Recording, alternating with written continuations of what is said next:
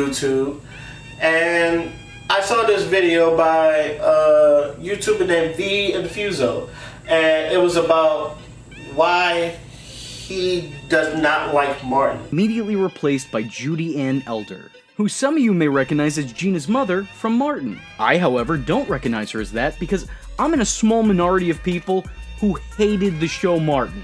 More on that later, don't worry.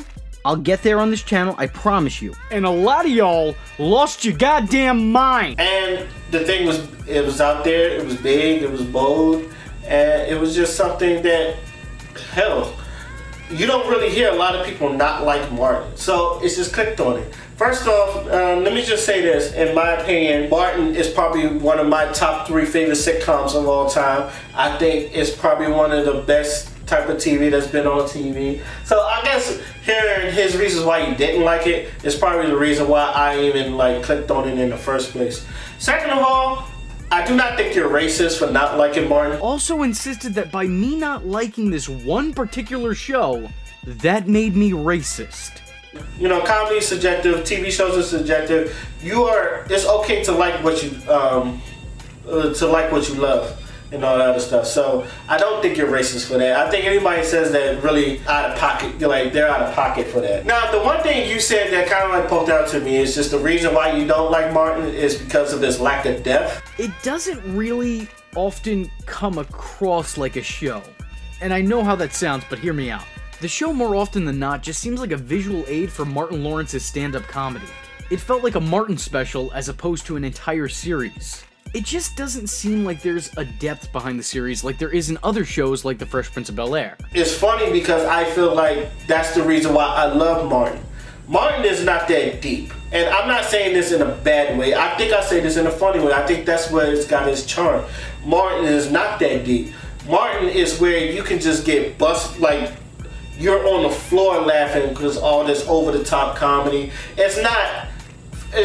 Trust me, it's not the Cosby Show and it's not the Fresh Prince of Bel-Air where there are some depths in there and there are some... Now, don't get me wrong, Martin has some good dramatic scenes, like anything that has to do with Martin and Gina and about their marriage and all that stuff. I feel like that's where all the good acting goes. But other than that, it's over the top, it's hilarious. Like Martin, I feel like he shows his talent for comedic timing and brilliance and playing other characters. Even the whole black men in drag thing, which I'm glad you kind of comment on it, because I like hearing someone that's not black talking about what is this about putting black men in drag. Not a big enough fan to expose myself to the Big Mama's House movies, because that's where I draw the goddamn line. I still don't understand this obsession Hollywood seems to have with putting black dudes in drag.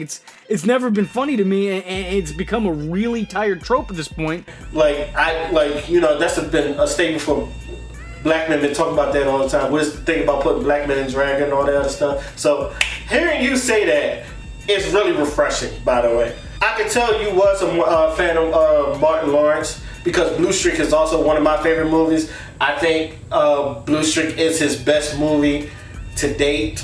He's had other funny movies, but I feel like Blue Streak tops them all. It's probably if I had the choice to watch a season of Martin and Blue Streak, I probably would take Blue Streak over a season of Martin. That's how much I love Blue Streak. One thing, I know you said this about you only watch skimps of it, which is if you ever watch the whole thing through, I feel like you'll even though you say you didn't like it, you did say there are some things that make you laugh. I feel like the season you will enjoy the most, because I feel like that's my favorite season, is season 3. Like I said, the thing is about Martin and this over-the-top comedy that I really enjoy is that he makes regular, boring scenarios seem like an adventure, and it seems like it's just hilarious. And watching a Martin show, it's you should have been there. Only Martin could take going to the DMV hilarious. Only Martin could take going to Chilligan's Island, which is a rundown hotel that don't have a lot of stuff funny, and he's fighting a rat, big ass rat, for 2 minutes talking about they ain't no damn puppy.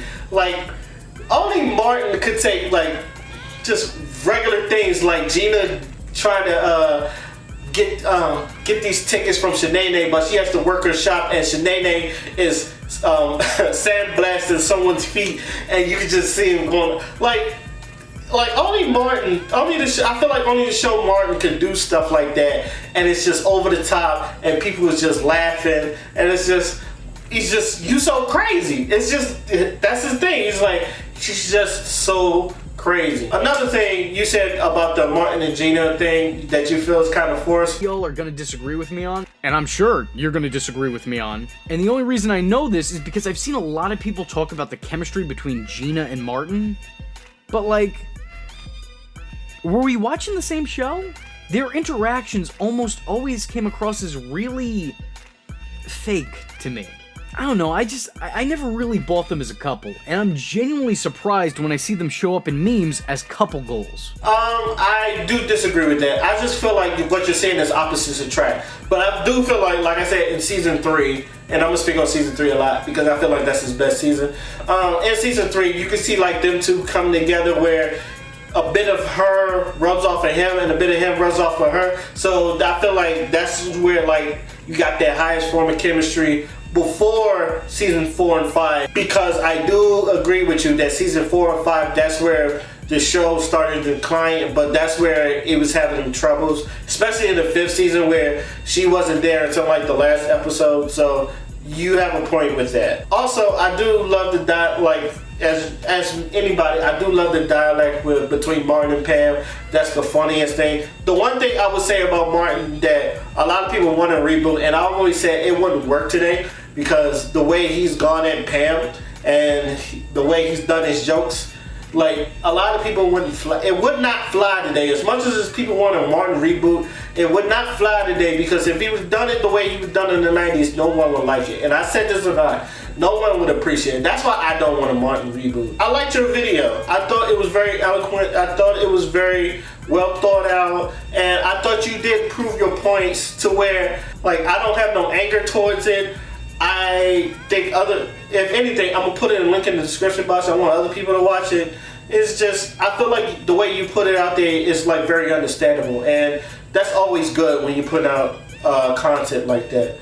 And I enjoy it, and like I said, I'm gonna put it in the link in the description box so other people enjoy it too. So with that being said, let me know what y'all think about this. Till then, my name is Oskino Fly, and I'm out. Peace.